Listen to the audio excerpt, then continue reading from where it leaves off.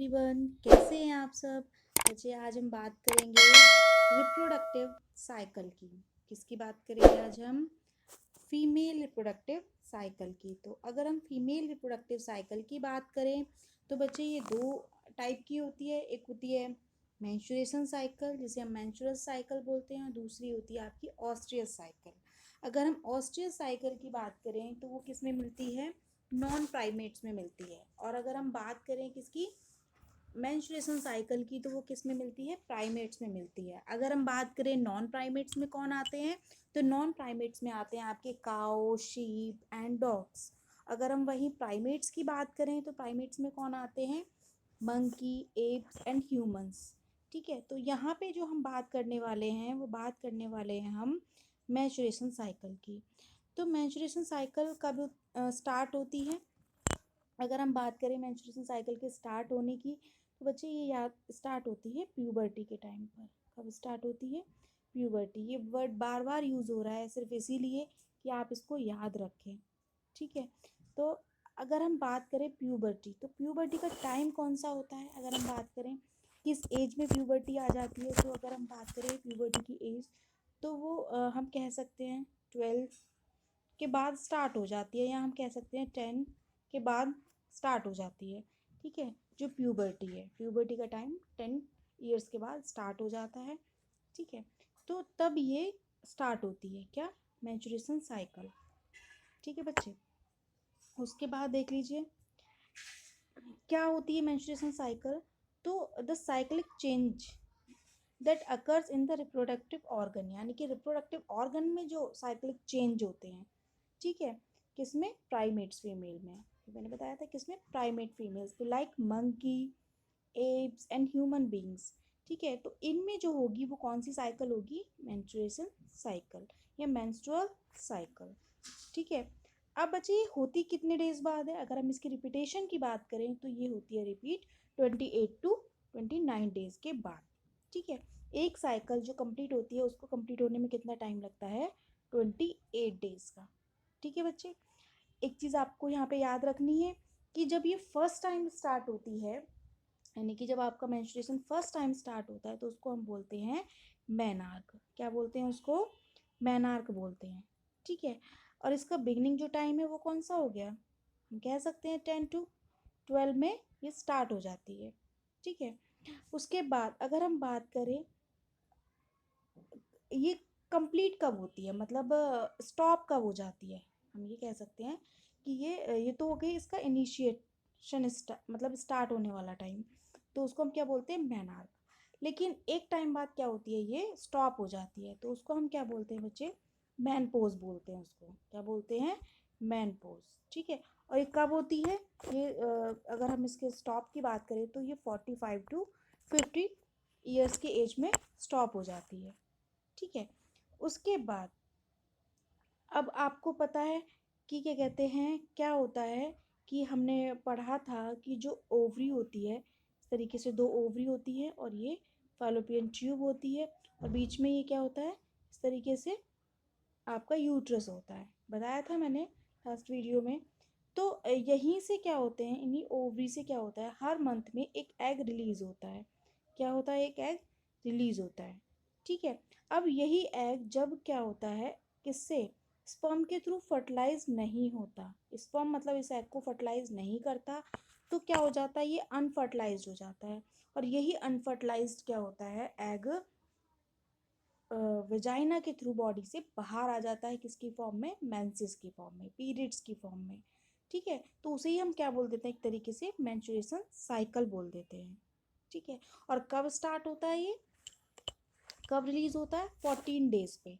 देख लीजिए बच्चे, थोड़ा सा साइकिल देख लीजिए एक बार इसकी कि साइकिल कैसी होती है। अगर हम साइकिल की बात करें तो कितने डेज में, मैंने आपको बताया कंप्लीट होती है? 28 डेज में कंप्लीट होती है क्या? Menstruation cycle. अगर हम इसकी बात करें तो ये हो गया 28 डेज। ठीक है, तो इसको कंप्लीट होने में कितना टाइम लगता है? 28 डेज कंप्लीट होने में लगता है। अगर हम बात करें 1 से लेके 5 तक का जो टाइम होता है, तो उसको हम बोलते हैं मेंस्ट्रुएशन फेज। क्या बोलते हैं इस फेज को? Menstruation phase. ठीक है, या मेंस्ट्रुएशन भी बोलते हैं। ठीक है, उसके बाद, और ये जो साइकिल है बच्चे ये 4 फेजेस में कंप्लीट होती है।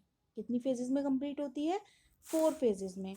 तो अगर हम बात करें 5 टू या 6 टू, क्योंकि 5 तक तो कौन सी हो गई है? मेंस्ट्रुएशन फेज हो गई। उसके बाद 6 से अगर हम बात करें, 6 से बात करें 13 तक, तो इस फेज को हम क्या बोल देते हैं? फॉलिकुलर फेज या प्रोलिफरेटिव फेज। ठीक है, याद रखेंगे। यानी कि किसको? 6 to 13, यानी कि 6 to 13 जो फेज है उसको हम क्या बोलेंगे? Follicular phase. ठीक है, यहाँ पे हम फॉलिकुलर फेज कह देंगे। उसके बाद जो 14वां नंबर है, यानी कि ये जो नंबर है, इसको हम बोलते हैं ओवुलेटरी फेज। क्या बोलते हैं इसको? Ovulatory phase. उसके बाद 15 से लेके 28 डेज तक का जो टाइम है, इसको हम बोलते हैं ल्यूटियल फेज। क्या बोलते हैं इसको? Luteal phase. इस तरीके से ये 4 फेजेस में आपकी क्या क्या चीज कंप्लीट होती है? Menstruation cycle. अब देख लेते हैं बच्चे इन फेजेस में होता क्या है। जैसे अगर हम बात करें सबसे पहली फेज की, जिसको मैंने क्या बताया आपको, क्या बोलते हैं? Menstruation phase. तो इसमें क्या होता है मेंस्ट्रुअल फेज में, कि इसमें जो ये होती है आपकी, यानी कि जो ये यूट्रस होता है, ठीक है, इसकी दोनों तरफ क्या होती हैं? ओवरी होती हैं।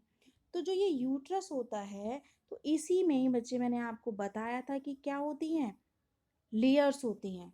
3 लेयर्स होती हैं। एक होती है जो अंदर की तरफ होती है, उसे हम क्या बोलते हैं? एंडोमेट्रियम। जो बीच में होती है उसे क्या बोलते हैं? मायोमेट्रियम। और जो बाहर की तरफ होती है उसे हम क्या बोलते हैं? पेरीमेट्रियम।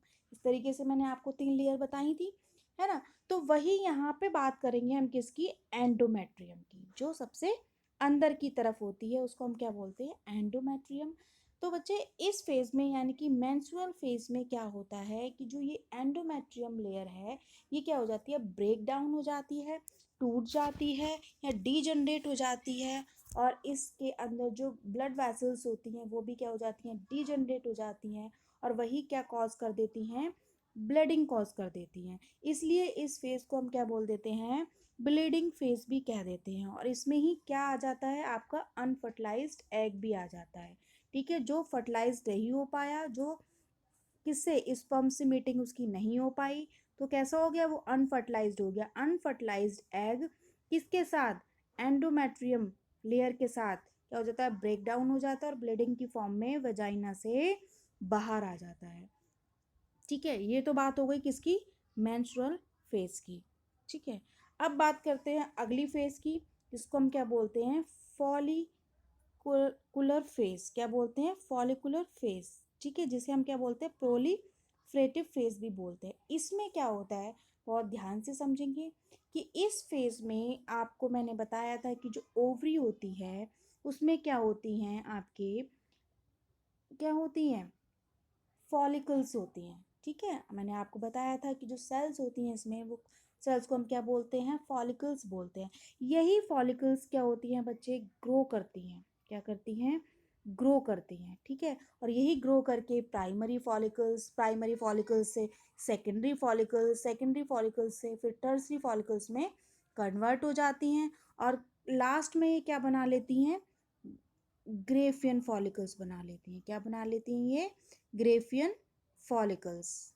ठीक है बच्चे, कौन?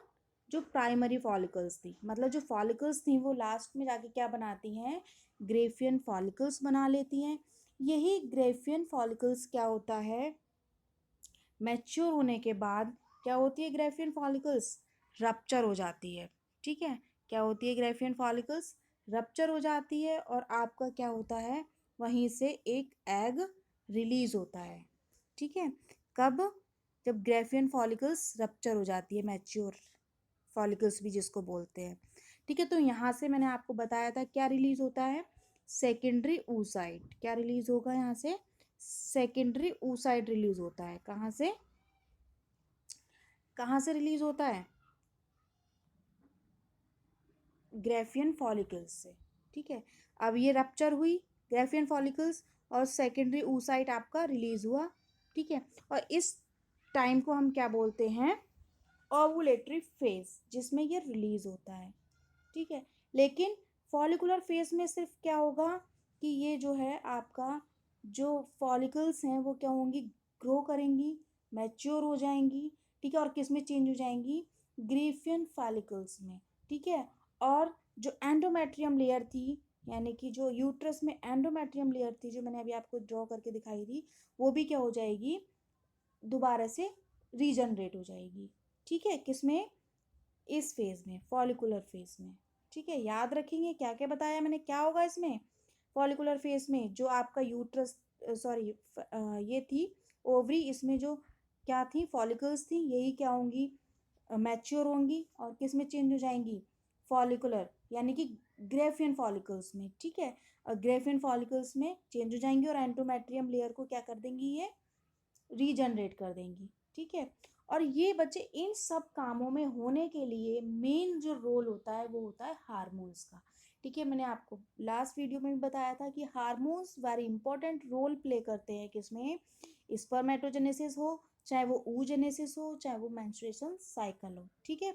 सभी में इन हार्मोन्स का बहुत ज़्यादा रोल होता है, ठीक है। उसके बाद ये सब किस में हो गया, फॉलिकुलर फेज में। ओवुलेटरी फेज में क्या होगा, सेकेंडरी oocyte रिलीज होगा। कब रिलीज होगा, जब आपकी ग्रेफियन फॉलिकल्स कैसी हो जाएंगी, मैच्योर हो जाएंगी, ठीक है। उसके बाद अब क्या हुआ, ये रिलीज हो गया, ये कौन से उसमें होगा, 14 डेज में। कौन सी डेज में ओवुलेशन, ओवुलेटरी फेज कौन सी डेज में होगी, 14 डेज में। उसके बाद अगर हम बात करें ल्यूटियल फेज की, ठीक है, इस फेज में क्या होगा, देख लीजिए ध्यान से, ये जो ल्यूटियल फेज है इसमें क्या होगा, एक चीज यहाँ पे बच्चे ओवुलेटरी फेज में एक चीज और याद रखें कि जो एग रिलीज हुआ है, ये एग आपका 48 आवर्स तक क्या रहेगा, एक्टिव रहेगा, ठीक है। ये चीज आपको याद रखनी है यहाँ पे, ठीक है। उसके बाद अब आ जाते हैं ल्यूटियल फेज में। इस फेज में क्या होगा, इसको हम सीक्रेटरी फेज भी कहते हैं। इसमें जो आपकी ग्रेफियन फॉलिकल्स से क्या रिलीज हो गए, एग रिलीज हो गए, तो वही ग्रेफियन फॉलिकल्स अब किस में चेंज हो जाएंगी, कॉर्पस ल्यूटियम में। किस में चेंज हो जाएंगी ये, कॉर्पस ल्यूटियम में, ठीक है। और यही कॉर्पस ल्यूटियम क्या करेगी, प्रोजेस्टेरोन हार्मोन को सीक्रेट करेगी। क्या करेगी ये, प्रोजेस्टेरोन हार्मोन को सीक्रेट करेगी। और यही हार्मोन्स क्या करता है, जो एंडोमेट्रियम की लेयर है उसको थिक करता है, उसको थोड़ा थिक बनाता है, ठीक है। उसके बाद आपका अगर जो ओवम है वो फर्टिलाइज नहीं होता, तो यही जो कार्पस ल्यूटियम है ये क्या होती है, डीजनरेट हो जाती है। और क्या करता है, इससे फिर वही आपकी फिर से दोबारा से नई फेज आ जाती है, कौन सी, यही मेंस्ट्रुएशन फेज। और इसमें क्या होगा, वही ब्लीडिंग की फॉर्म में यही जो एंडोमेट्रियम लेयर थी वो ब्रेक डाउन हो जाएगी अनफर्टिलाइज्ड एग के साथ, ठीक है। और बॉडी से मेंसेस की फॉर्म में बाहर आ जाएगी, ठीक है। इस तरीके से ल्यूटियल फेज, आपकी मैचुरेशन फेज, फॉलिकुलर फेज और ओवुलेटरी फेज कंप्लीट होती हैं, ठीक है। एक चीज़ यहाँ पे और याद रखेंगे बच्चे कि ड्यूरिंग प्रेगनेंसी आपकी मेंस्ट्रुएशन फेज नहीं होती है, ठीक है। उसके बाद ये एक डायग्राम देख लीजिए, ये एनसीईआरटी का डायग्राम है। इसमें क्या होता है कि इसमें जो इवेंट्स आपके पिट्यूटरी जो ग्लैंड है वहाँ पर जो होते हैं उसको हम बोलते हैं क्या, पिट्यूटरी हार्मोन्स, लेबल्स भी कह देते हैं। पिट्यूटरी हार्मोन्स में जो हार्मोन्स रिलीज हो रहे हैं, वहाँ पर जो इवेंट्स हो रहे हैं उनको हम पिट्यूटरी हार्मोन इवेंट्स भी बोल देते हैं, ठीक है। और ये हार्मोन्स कहाँ पर ये हार्मोन कहाँ से रिलीज होते हैं, पिट्यूटरी से। पिट्यूटरी में भी एंटीरियर पिट्यूटरी से कौन से हार्मोन रिलीज होते हैं, FSH LH। यहाँ पे एक चीज़ आपको याद रखनी है, एक ग्लैंड्स है जिसको हम क्या बोलते हैं, हाइपोथैलेमस, ठीक है। जो कहाँ पर होती है बच्चे, ये हमारे ब्रेन में होती है, ठीक है। यहीं से एक हार्मोन रिलीज होता है जिसको हम बोलते हैं GnRH, गोनाडोट्रोपिक रिलीजिंग हार्मोन, ठीक है बच्चे। जब ये रिलीज होता है तो ये स्टिमुलेट करता है किसको, पिट्यूटरी को, ठीक है। और यही पिट्यूटरी अब क्या करती है, कौन सी पिट्यूटरी, एंटीरियर पिट्यूटरी, ये भी याद रखेंगे। ये दो हार्मोन्स रिलीज करती है, कौन कौन से दो हार्मोन, FSH और LH, ठीक है। वही हार्मोन्स क्या होते हैं, आगे चल के रोल प्ले करते हैं किसमें, मेंस्ट्रुएशन साइकिल में। अब देख लीजिए FSH और LH क्या होता है इनका जब लेवल बढ़ता है, इंक्रीज हो रहा है, यानी कि ये लेवल क्या होता है जब इंक्रीज होता है तभी होता है क्या, ओवुलेशन। क्या होता है तभी, ओवुलेशन होता है। और इसी के लेवल के बढ़ने को हम एलएच सर्ज भी कहते हैं। क्या बोलते हैं बच्चे, एलएच सर्ज भी आपसे पूछ लिया जाता है, तो आपको याद रखना है, ठीक है, यानी कि एलएच के लेवल के बढ़ने को, ठीक है। उसके बाद ये तो बात हो गई हार्मोन्स की। उसके बाद अगर हम बात करें ओवेरियन इवेंट्स, जो कहाँ पर होते हैं, ओवरी में होते हैं, जो अभी मैंने आपको बताया था। इसमें क्या होगा, ये क्या है, फॉलिकल्स हैं, ठीक है, जो कहाँ प्रेजेंट होती है, ओवरी में, ठीक है। इनका क्या होता है, डेवलपमेंट स्टार्ट हो जाता है। ये क्या होती हैं, प्राइमरी फॉलिकल से सेकेंडरी में चेंज होती हैं, सेकेंडरी से टर्सरी में चेंज होती हैं, और इनका मैंने वर्क क्या बताया था, नरिशमेंट प्रोवाइड कराने का, है ना। उसके बाद फिर ये किस में चेंज हो जाती हैं, ये चेंज हो जाती हैं मैच्योर फॉलिकल्स में, जिसको हम क्या बोलते हैं, ग्रेफियन फॉलिकल्स भी बोलते हैं। जब इनका हार्मोन्स का लेवल हाई होता है तो क्या होता है, ओवुलेशन होता है, यानी कि जो ग्रेफियन फॉलिकल्स है ये ब्रेक डाउन हो जाती है और एग रिलीज हो जाता है, ठीक है। और ये एग कौन सा होता है, इसको हम क्या बोलते हैं, सेकेंडरी oocyte। क्या बोलते हैं इसको, सेकेंडरी oocyte बोलते हैं, ठीक है, जो यहाँ से रिलीज हो रहा है। उसके बाद इसी पीरियड को हम क्या बोलते हैं, ओवुलेशन। उसके बाद अब ये एग जो है मतलब फर्टिलाइज नहीं हुआ, तो फिर क्या करता है ये एग, जो ये ग्रेफियन फॉलिकल्स बचे हैं, ये क्या होते हैं, चेंज हो जाते हैं किसमें, डेवलपिंग कॉर्पस ल्यूटियम, यानी कि किसमें चेंज हो जाते हैं, ये कॉर्पस ल्यूटियम। यही कॉर्पस ल्यूटियम क्या होती है, धीरे धीरे डीजनरेट होने लगती है। धीरे धीरे जब ये डीजनरेट हो जाती है और किस में हो जाती है, ये रिग्रेसिव कॉर्पस ल्यूटियम में बदल जाती है। किस में चेंज हो जाती है, रिग्रेसिव कॉर्पस ल्यूटियम में, और इसको हम क्या बोलते हैं, कॉर्पस कैल्विकेंस भी बोलते हैं, ठीक है। ये चीज़ें भी आपसे पूछ ली जाती हैं। उसके बाद अगर हम बात करें इसकी, ये क्या है, ओवेरियन हार्मोन्स लेवल यहाँ पे दिखा रखा है। जो ओवरी में से हार्मोन्स रिलीज होते हैं, तो ओवरी से कौन से हार्मोन रिलीज होते हैं आपके, एस्ट्रोजन एंड प्रोजेस्टेरोन। अगर हम एस्ट्रोजन और प्रोजेस्टेरोन की बात करें तो ये किस में हेल्प करते हैं, एस्ट्रोजन आपके जितने भी सेकेंडरी कैरेक्टर्स होते हैं इनको डेवलपमेंट में हेल्प करता है। जैसे आपका प्यूबिक हेयर्स हो गया, आपके अंडर आर्म्स हो गए, ठीक है। और जो जो भी आपके सेकेंडरी कैरेक्टर्स होते हैं, जैसे वॉइस भी चेंज हो जाती है, तो ये सब किसकी वजह से होते हैं, एस्ट्रोजन हार्मोन्स की वजह से होते हैं। अगर यही हम बात करें प्रोजेस्टेरोन की, तो ये किस में हेल्प करती है, एंडोमेट्रियम लेयर को थिक करने में हेल्प करती है। कौन सा हार्मोन्स, आपका प्रोजेस्टेरोन हार्मोन्स, ठीक है। इनका भी देखो जब ये लेवल हाई होता है, ठीक है, तभी ये अपने काम को करते हैं। उसके बाद तभी जब इनका लेवल हाई होता है तभी क्या होता है, आपका ओवुलेशन होता है, ठीक है। अब अगर हम बात करें किसकी, यूटेराइन इवेंट्स की, यानी कि ये कहाँ पर हो रहे हैं, यूट्रस में हो रहे हैं, ठीक है। यानी कि आपके कितनी डेज में, 1 to 5, ठीक है। तो क्या होता है, ये मेंसेस होता है, ठीक है, जिसे हम क्या बोलते हैं, मेंस्ट्रुएशन बोलते हैं।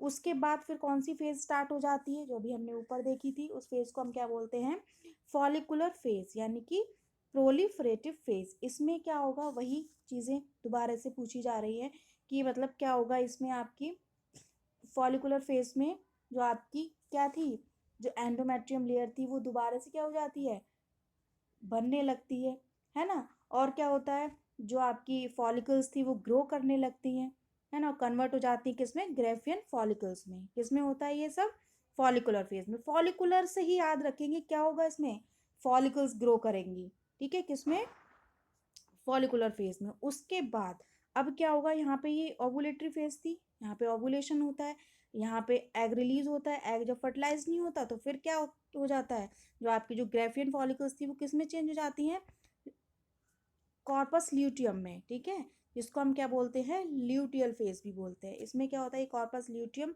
डेवलप हो जाती है, और वही डेवलप होने के बाद धीरे धीरे क्या हो जाती है, डीजनरेट हो जाती है।